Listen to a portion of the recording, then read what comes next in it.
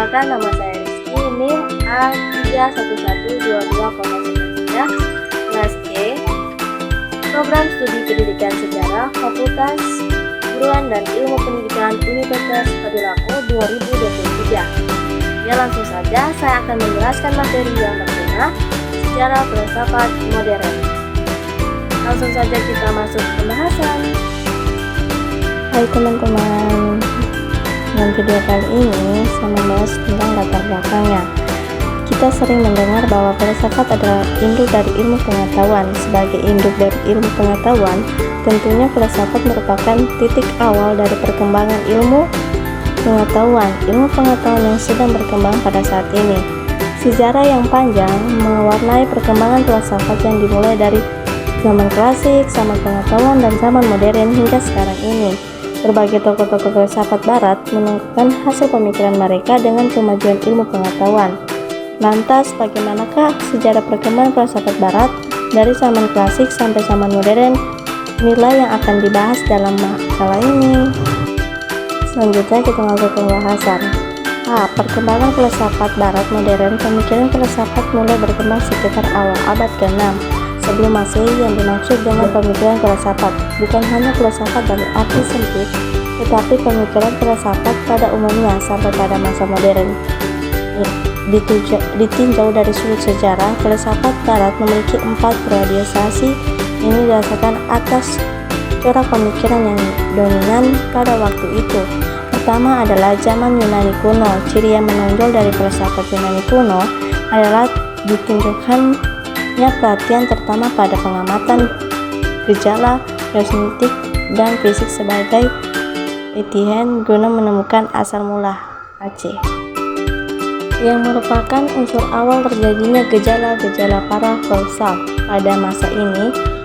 Mempertanyakan asal-usul alam semesta dan jagat raya hingga ciri pemikiran filsafat pada zaman ini disebut kosmologis. Kedua adalah zaman abad pertengahan. Ciri pemikiran filsafat pada zaman ini disebut historis. Para filsuf pada masa ini memakai pemikiran filsafat untuk memperkuat dogma-dogma agama Kristiani. Akibatnya perkembangan alam pemikiran Eropa pada abad pertengahan sangat terkenal oleh keharusan untuk disesuaikan dengan ajaran agama, sehingga pemikiran filsafat terlalu seragam, bahkan dipandang seakan-akan tidak penting bagi sejarah pemikiran filsafat sebenarnya. Ketiga adalah zaman abad modern. Para filsuf zaman ini menjadikan manusia sebagai pusat analisis filsafat, maka corak filsafat zaman ini lazim disebut antropostatis.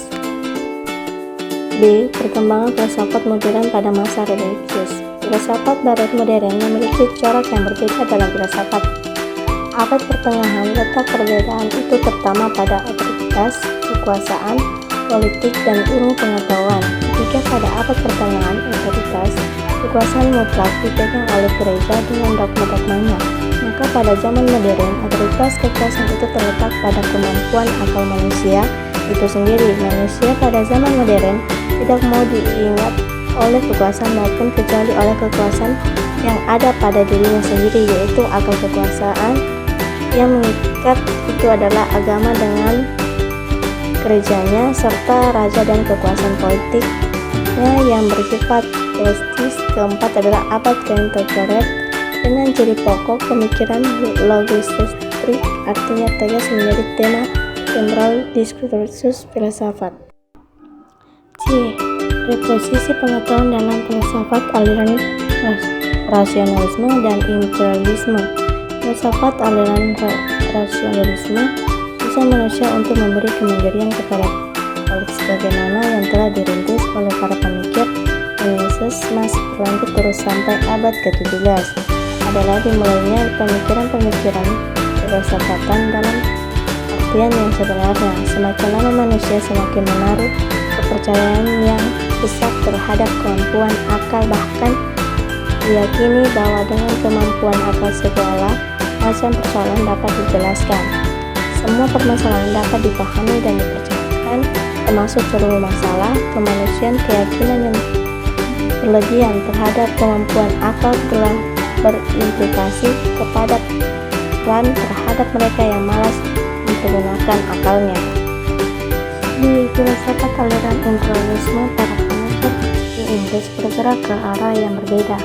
Dengan tema yang telah dirintis oleh Descartes, mereka telah mengikuti jejak Francis Bacon, yaitu aliran empirisme adalah suatu doktrin filsafat yang menekankan karena pengalaman dalam memperoleh pengetahuan dan pengetahuan itu sendiri dan meninggalkan peran akal. Istilah empirisme diambil dari bahasa Yunani empiria yang berarti pengalaman sebagai suatu doktrin yang berisi adalah lawan rasionalisme, akan tetapi tidak berarti bahwa rasionalisme ditolak sama sekali.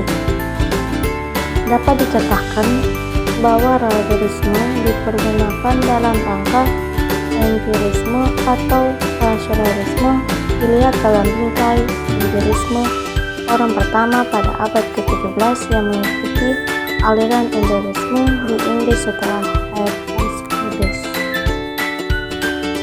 Adapun kesimpulan yang saya ambil dari materi saya sendiri, yaitu perkembangan filsafat modern pada area Renaissance paling tidak dapat dipahami dalam dua sisi.